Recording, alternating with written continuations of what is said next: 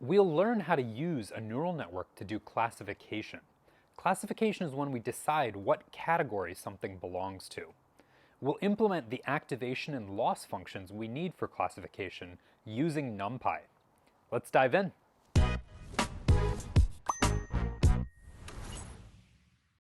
In the last couple of lessons, we used a neural network to do regression. And in regression, our neural network output temperature predictions for tomorrow. And those were just continuous numbers, like 35 or 50. Let's say we want to use our network to do something a little bit different. Let's say instead of getting a number, we want to know which category an image from a telescope belongs to, whether it's a star, a galaxy, or a quasar. Now, we could just use regression for this, right? We could say star equals 1, galaxy equals 2, quasar equals 3. The problem with this is that we'll just get a number back. And it's really hard to interpret a number like 2.1. Does that mean that the network thinks it's a galaxy, but there's a small chance it's a quasar? Or does it mean the network thinks it's a quasar and there's a small chance it's a star, right? How do you interpret that? Because it's a continuous range of numbers. So instead, what we would like to see is something like this. The network thinks there's a 20% chance it's a star. The network thinks there's a 20% chance it's a galaxy. And the network thinks there's a 60% chance it is a quasar. And we want these probabilities to add up to 1 so we can interpret them properly. And this is called classification. We basically want our neural network to classify which category each observation belongs to. The simplest form of classification is called 0-1 classification, and we just get one number back. So the number might look like 0.5, and that means there is a 50% chance that the observation belongs to the category that you're interested in. So let's say the category we're interested in is star, and the other two, galaxy, quasar, we're not interested in. So there is 0. So if we get a 0.5 back, that means the network thinks there's a 50% chance that there is a star in the observation. 0.7 means there's a 70% chance that it's a star, and so on. So let's learn how to do binary classification, and then after that, we'll learn how to do multi-class classification, where we actually get probabilities for 3 or more elements. All right, let's first read in the dataset and just take a look at the structure. So I've written a little wrapper class that will actually handle the data for us. It's this class right here, the binary dataset wrapper. It loads the data in from a CSV file and then splits it up properly into our training, validation, and test sets. So let's take a quick look at the first few rows of our training data. So our training data is 7,000 rows and a few different columns. So we're not directly working with images, we're working with some features that were extracted from the images. And these have all been scaled and properly handled so they'll work in a neural network. Then we'll take a look at our target. And you can see our target is 0 when there is no star and a 1 when there is a star. Now what we need to do is get our neural network to output predictions from the range 0 to 1. By default, a neural network will output numbers in all across the range. They're just continuous numbers. But we want to push them into this range 0 to 1. And to do that, we can actually use an activation function on the output of our network. And this activation function is the sigmoid activation function.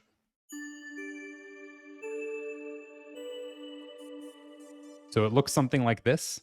Sigmoid, which is this funny O-looking symbol, equals 1 divided by 1 plus e to the negative x. And this formula will push values into the range 0 to 1. So to understand why, let's first take a look at a graph and then build a little bit of intuition around negative exponents. So let me graph this sigmoid activation for you. We'll import matplotlib and NumPy. And what we're going to do is just assume that our neural network has output a bunch of numbers from -10 to 10 with a 0.1 gap in between. And then we'll apply the sigmoid function to those outputs. So 1 divided by 1 plus numpy.exp, which is e to a number, negative x. And then we'll go ahead and plot our neural network outputs and the sigmoid applied to those outputs. All right. So we can see that as numbers get more and more negative, the sigmoid gets closer and closer to 0, but it never quite touches 0. This is important because the number we still have a gradient to follow for gradient descent. And similarly on the other side, as the numbers from the neural network get bigger and bigger, the output gets closer and closer to 1, but doesn't quite touch 1. All right, so let's build some intuition about why this works. And the reason why it works is the negative exponent. So let's say that I take 3 and I square it. That is just 3 times 3, which is 9. But if I raise 3 to the negative power, it actually takes 1/3 times 1/3. So we can actually see how this works. I'll just do 1/3 times 1/3, and it's the same as 3 to the negative 2. All right. So if my x value is, if the x value is is 2, then it will raise e. So I'll just do numpy.e to that power. So if my x value is 2, the sigmoid is going to output 0.13. So somewhere around here, right? Around here, I guess. But if x is negative, this negative sign will cancel out. So if x is negative 2, this bottom part of the sigmoid will basically be 7.38. So, and then 1 divided by 1 plus this is going to be very close to 0, right? On the other hand, if x is very, very large, so if x is 100, this number is going to be close to 1, because e raised to negative 100 is just multiplying 1 over e by itself 100 times, which is a very, very small number. But if we pass in negative 100, then we're basically raising e to the power 100 and doing 1 divided by a very, very big number, which is close to 0. So that's basically 44 zeros and then our number. So that's some intuition about what the sigmoid is and why it works. As for why the sigmoid has this exact form, it's because of how it interacts with the loss function.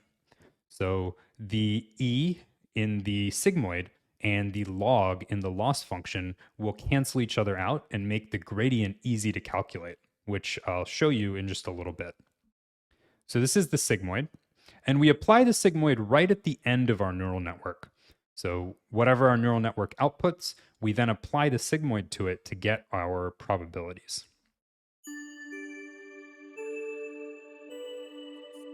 We can't use mean squared error. We need a different loss function for classification. And let me show you why that is.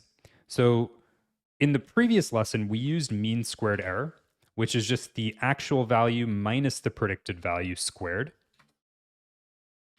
Now, let's say we have some output probabilities. So let's apply the sigmoid to our neural network outputs. And let's say those are the probabilities that we get. Now, let's plot these output probabilities along with the mean squared error of the output probabilities. And let's say the correct value should be 1. So let's say there is a 100% chance that this observation is a star. It actually is a star. And we want to check out the loss from a bunch of different network outputs. So the network outputs a number between 0 and 1. You can see when the network outputs a 1, the loss is 0. But at all other values, there is a loss. Now, the problem with mean squared error here is that the maximum loss is only 1, right? So if we predicted a 0, then it's just 1 minus 0 squared, which is 1. And this doesn't allow for a very steep gradient when we're training our algorithm, which means that we're going to waste a lot of time descending and trying to find the correct value and update our parameters. we use a different function called negative log likelihood, which has a steeper gradient and enables us to train more efficiently. So the formula for negative log likelihood is just this. So this might look a little bit complicated, but I'll break it down and we'll go through it step by step. We're basically taking our actual value, multiplying it by the log of the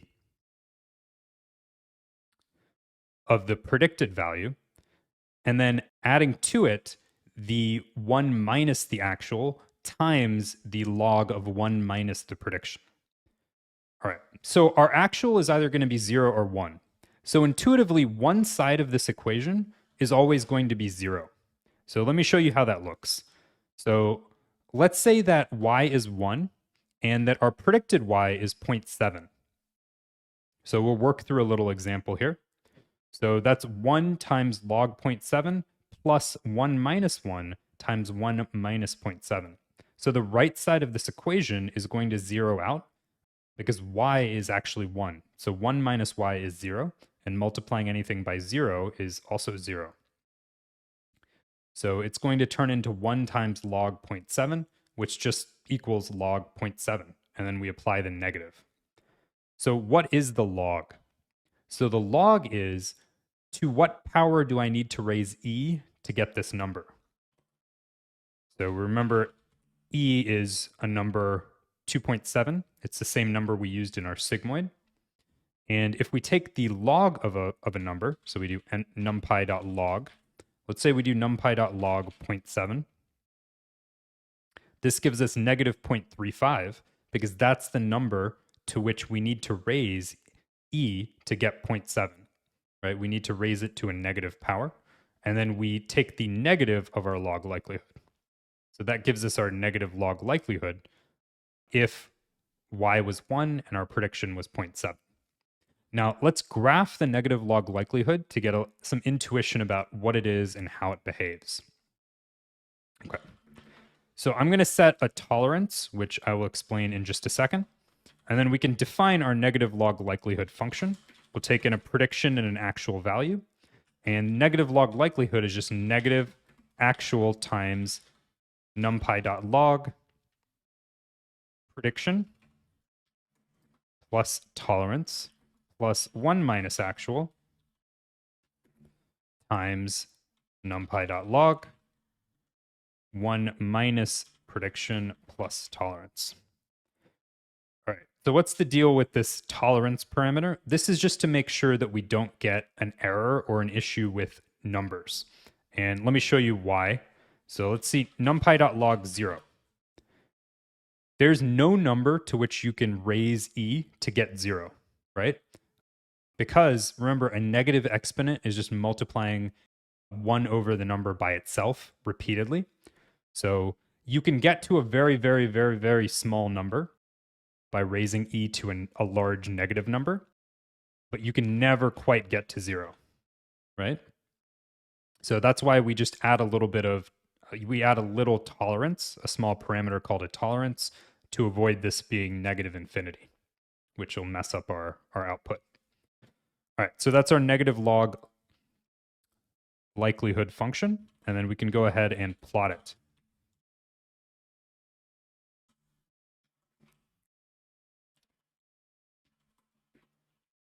Okay, so this is plotting the output probabilities from our sigmoid, and then the log likelihood of those probabilities.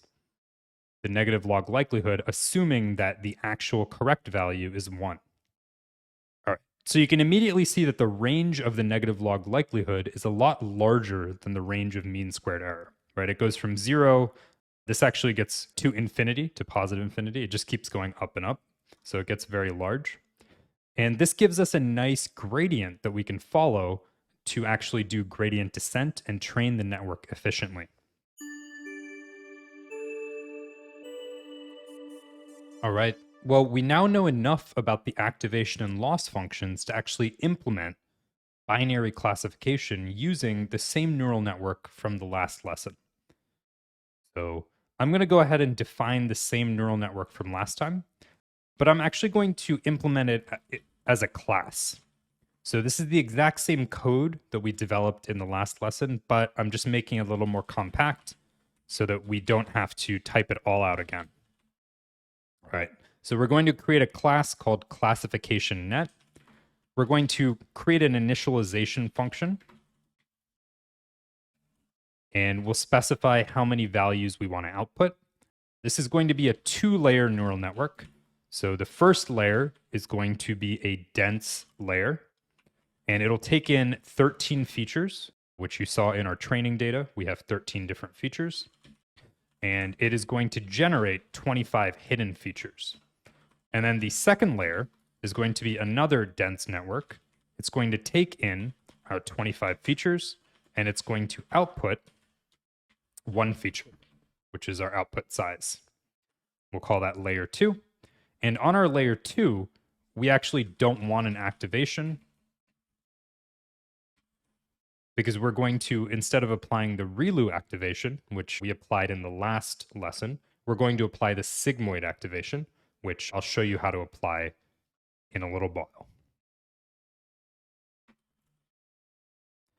All right, so this is our forward pass. We're going to say x equals self.layer1.forward x. So x is just the input, each training example that's input to our network. And we'll run it through both layers and then return x. And then we'll define a little backward function, which will take in our gradient and our learning rate and update our parameters.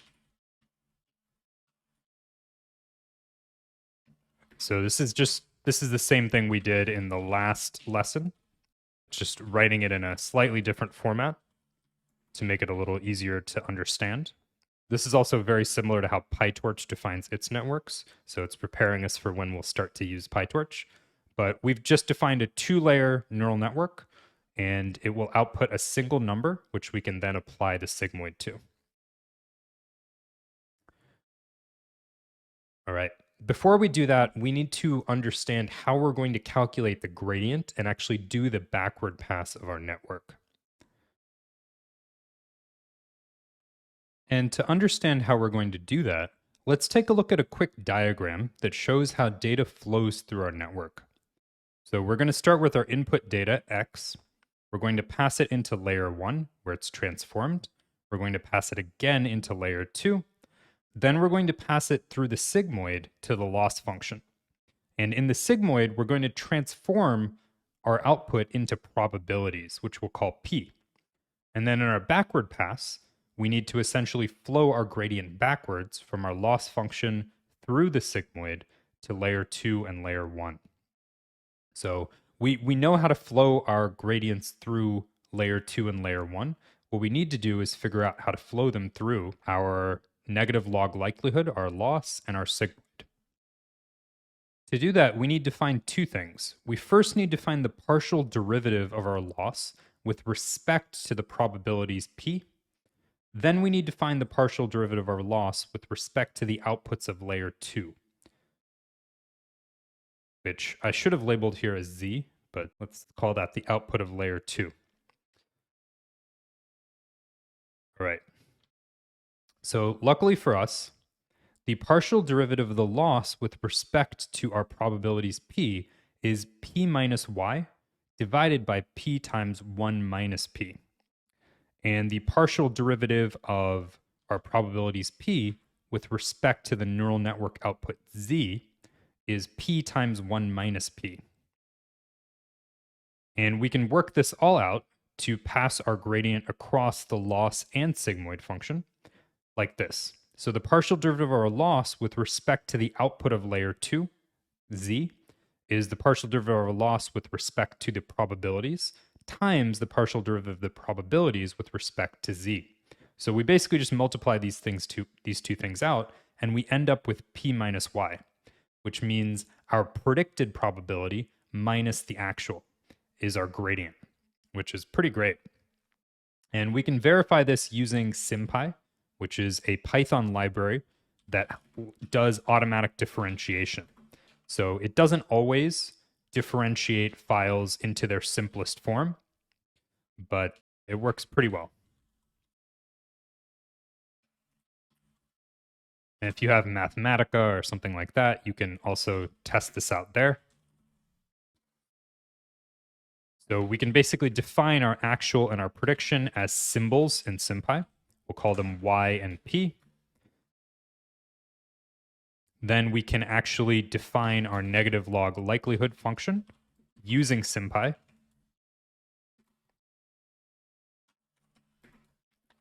SymPy, instead of having the log notation, uses ln, which is the natural log. It's the same thing as log in NumPy. So this is the same equation that we defined before. It's just in SymPy.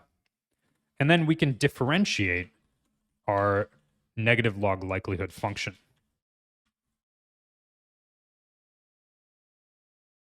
You don't have to do this if you're following along, but it just helps to understand the intuition. All right. So this is basically the partial derivative of loss with respect to the probabilities p. And as I mentioned, SymPy doesn't always simplify all the way, but the output here is equivalent to this, which I showed you before. So p minus y over p times 1 minus p. And then we can do the same thing for the sigmoid. So we can say x equals symbols x, and then we can say SymPy sigmoid equals 1 divided by 1 plus exp negative x.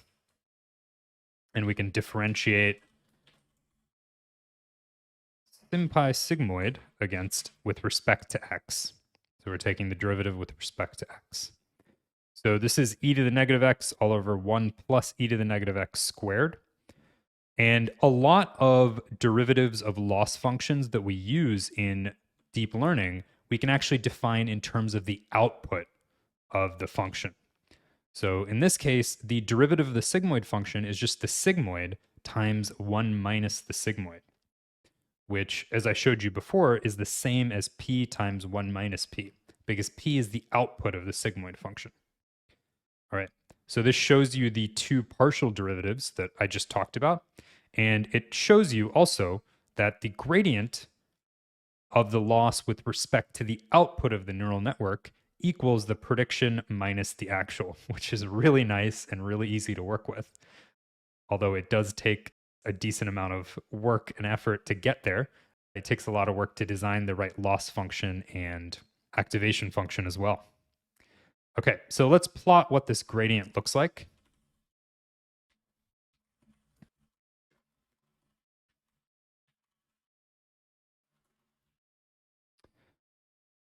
So you can see there's a nice consistent gradient between our neural network outputs and our loss function. Okay, so we can now write a training loop for our neural network. So we'll say net equals classification net, and our output size is 1. We'll define our learning rate, 1e negative 2. And we'll say our epochs equals 50. We want to train our network 50 times. And then we can say for epoch, in epochs, in range epochs, we'll set up our epoch loss at the beginning of each epoch to be 0. And we'll say for x and target, in zip, train x, train y. So zip will just put them together as we iterate through the loop, so we can get each value out at each iteration of the loop. We'll generate a prediction, which is just applying the sigmoid activation over the forward pass of our network. And we'll reshape x to be a nice column. So instead of just a vector. And then we will say gradient equals NLL grad pred target. And then we will add to our epoch loss. So this is very similar to what we've done in previous lessons. The main difference is that we are now applying the sigmoid activation function and the NLL loss function. All right. Then we have to do a backward pass of the network using our gradient and our learning rate. And I'll just print out a little diagnostic message every 10 epochs so we can see how our network is doing. And what we'll print is our epoch loss.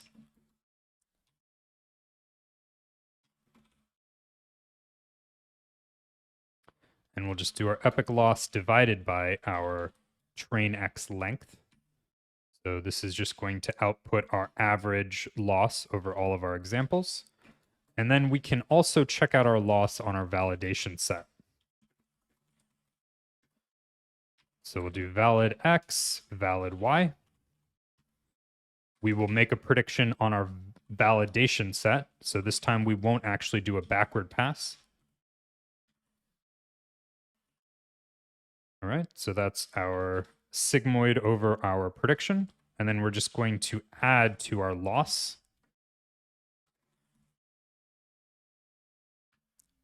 And we'll also print out our validation loss.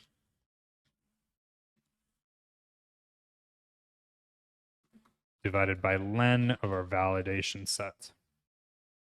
Okay, that was a lot of code. What this does is implement a full training loop for binary classification. And as we run this, we'll start to see our loss decrease as we go through more and more epochs. And that means that our network is getting better at predicting stars. And you can play around with different loss functions, right? If you want to plug in the mean squared error loss function and see how it does, feel free. We'll also need to create the mean squared error gradient function, which we did in a previous lesson as well.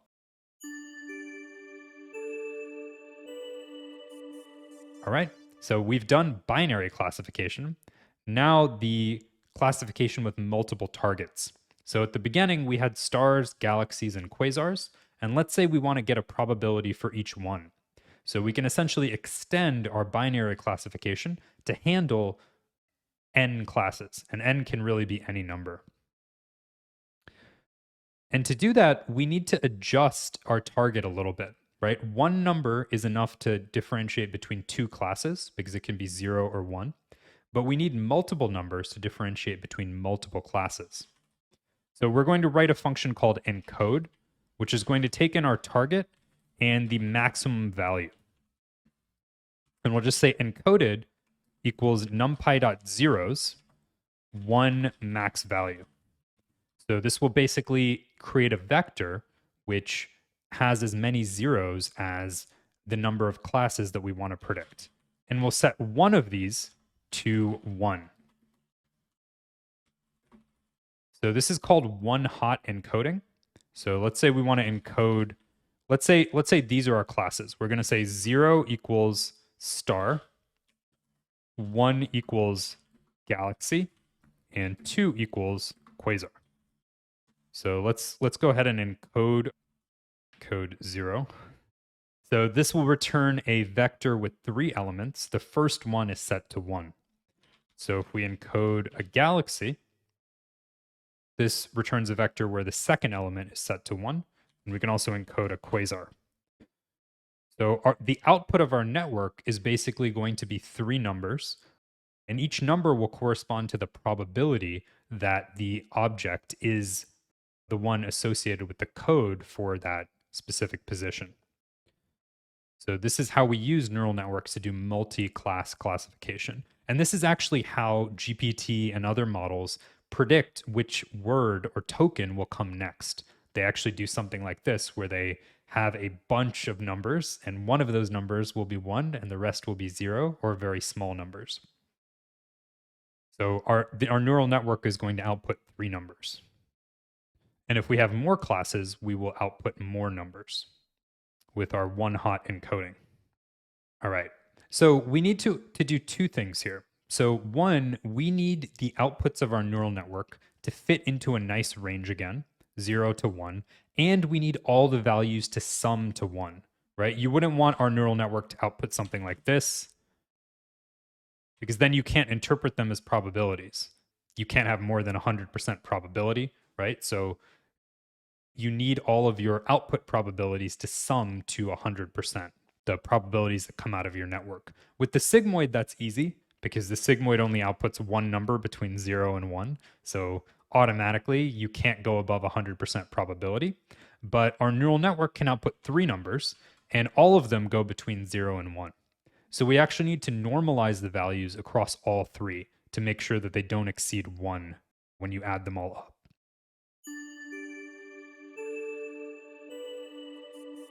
To do this, we can use a function called the Softmax function. So the Softmax function looks like this in equation form. So the softmax, which is this weird squiggle here, equals e to the predicted y divided by the sum of all the predicted y's. So remember that our prediction coming from the network is going to be a vector or a list of probabilities, one for each position. And actually, they'll look something like this, actually. So softmax will essentially take each position and divide it by the sum of e to all of the other positions. So let's talk a little bit about why this makes sense. And in order to illustrate it, let's define our softmax function. So we're going to define a function called softmax. It only takes in our predictions. It doesn't need the actuals. And then what we're going to do is first raise e to the power of all of our predictions. So that's numpy.exp. And then we want this function to take in either a vector or a matrix, because we're going to use it in two slightly different ways. So if it is a matrix, we're going to basically sum across the rows and divide the predictions by the sum. So each row in the matrix will be a separate set of predictions that we want to softmax. And we'll reshape this into a one-column vector or one-column matrix. And if it's just a vector, we'll just divide our predictions by the sum of the predictions, and we will return our softmax values. Okay, so let's see what softmax does to a vector. So let's say it's 10, 20, 30. So let's check out softmax. So we can see that what softmax has done here is it's pushed the largest value towards 1, and it's pushed the smallest values towards 0. So you may be familiar with the function called max. So max will just take the largest element in a set of elements, a vector or a list. So what we could do is just take the max of 10, 20, and 30, which could be our neural network outputs, our three outputs. And we could just say that we're going to put all of the probability at the highest value, 30. But in this case, if our prediction is wrong, we don't actually have a good error gradient to follow, because our prediction will be 0. And in a lot of log likelihood implementations or loss functions, this will basically give us a invalid number, right? Because we'll be taking the log of 0. So softmax will essentially return a very, very small number for values that are not the max. And for values that are the max, it'll return a very, very high number. So let's take a look and see how this graphs out. So let's take two values, x and y. And x will be the first element that we're trying to softmax, and y will be the second element. So x is going to go from 0 to 10 in steps of 0.1, and y is going to go from 10 to 0 in steps of negative 0.1. So let's plot these, take a look at how they look. All right, so you can see that this is basically a downward sloping line, right? When x is 0, y is 10. When x is 10, y is 0, and a bunch of values in between. So x plus y will always equal 10. Now we can softmax x just to see what it looks like. So we'll create a variable called softmaxed equals softmax np.hstack xy. This basically treats each of them as separate columns, and then we softmax across the rows. Actually, let me just show you what this looks like so you get an idea. So we're essentially going to softmax each row separately. So we'll take softmaxed, and then we'll go ahead and plot it. We'll just plot the x softmax values. So you can see that as x increases and as y decreases, the softmax of x goes from 0 to 1. So this is how softmax behaves. It basically, the larger a value is relative to the other values in the vector, the closer that value is to 1. If a value is a lot smaller than the other values in the vector, it gets pushed towards 0. So this is very, very similar to a sigmoid, except it's working on several values instead of just one value. And it's able to normalize all of the probabilities, so the total is 1. So if we take a look at softmaxed, and we look across, each of these rows will add up to 1, because we want our total probability to be 100%.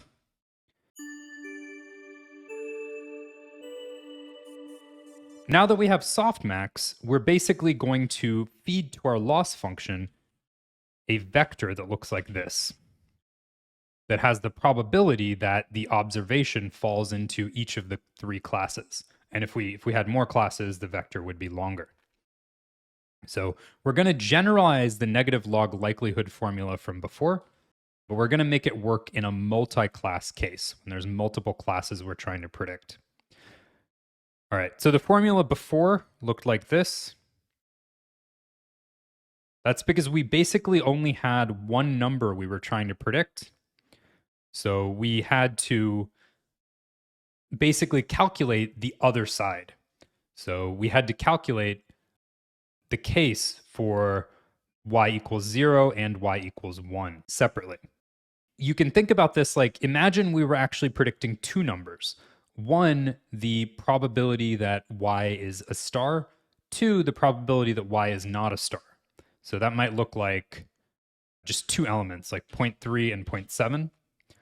And you could imagine actually using this new negative log likelihood, the multi-class negative log likelihood in this case.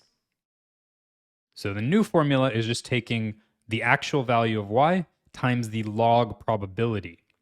And y can only be 1 at a single position in our vector, right? Our vector, our actual target vector looks like this. In this case, it would be equivalent, it would be a galaxy. This is when we encoded a galaxy. So this means sum across the vector at every position, but only one of the positions will have y be 1.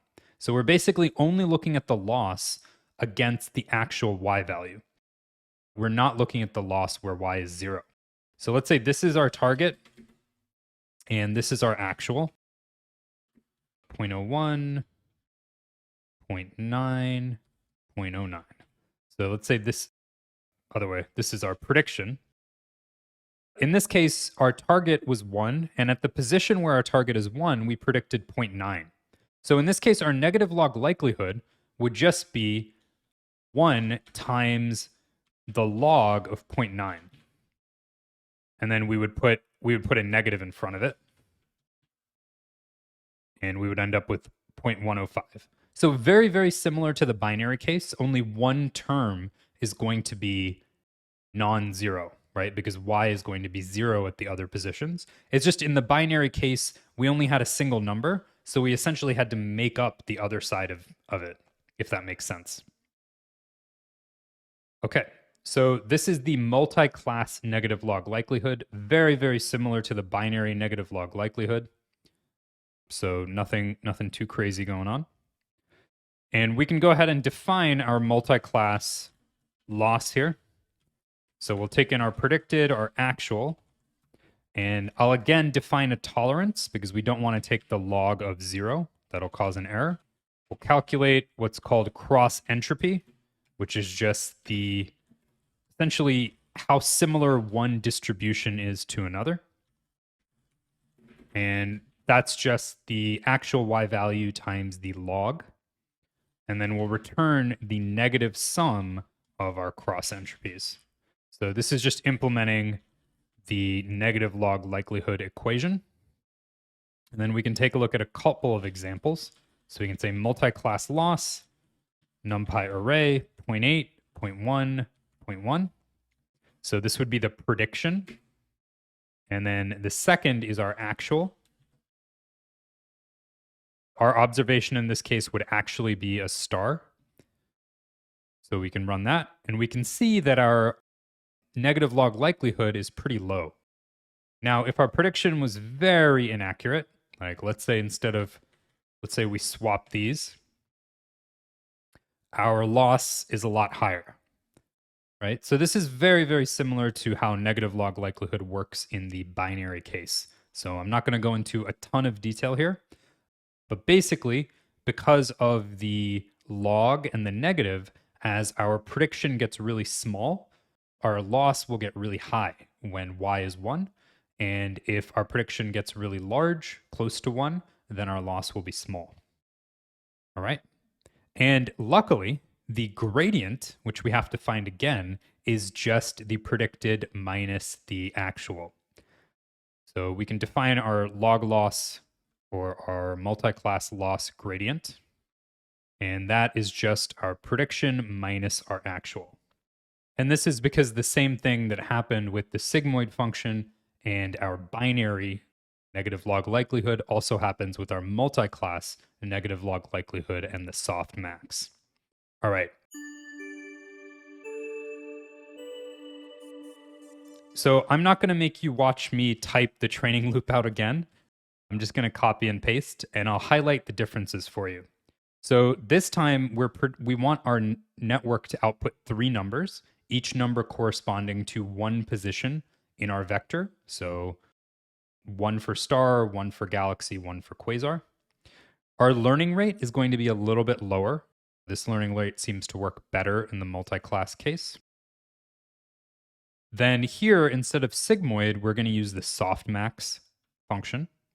Here, we're going to encode our target, right? We're going to make it into that vector with 3 elements. We're going to use multi-class loss here instead of the binary negative log likelihood from before. And then down here, when we're checking out our validation set, we repeat those 3 changes. We use the softmax, we encode our target, and we use multi-class loss. We can run this, and it will start to fit our data better. And this means the same thing it did in the binary case. It means that the network is starting to learn the distribution of our data, and it's starting to make predictions that are better and better against our validation set.